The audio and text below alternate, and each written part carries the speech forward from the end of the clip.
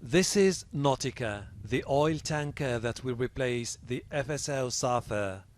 The decaying vessel is threatening to spill more than 1 million barrels of oil into the Red Sea. It's a big day for Houthi officials. They are joining the signing ceremony of an agreement that allows Yemen's Safa company to own and run the new tanker.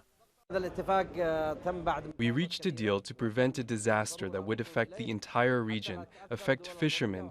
With millions of dollars, we are preventing a potential catastrophe that would have cost billions.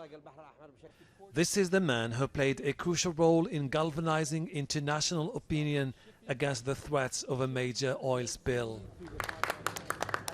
David Gressley is the resident and humanitarian coordinator for the United Nations.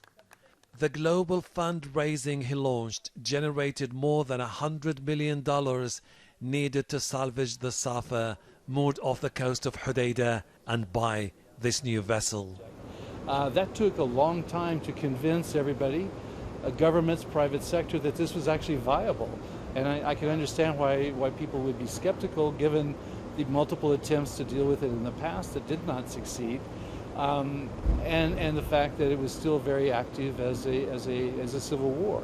But the Safa isn't just an environmental threat. Since the start of the war 8 years ago, it has become a divisive political issue.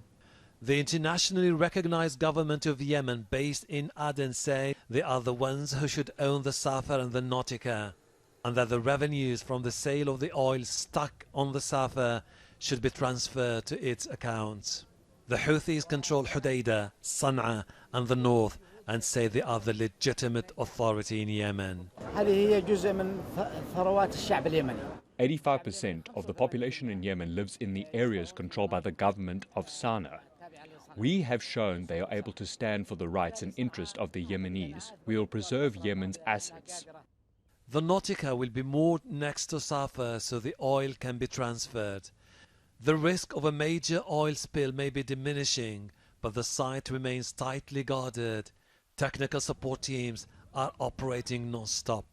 Any damage to the old and poorly maintained Safa could discharge its cargo of oil and devastate marine ecosystems in the Red Sea, Gulf of Aden and Suez Canal.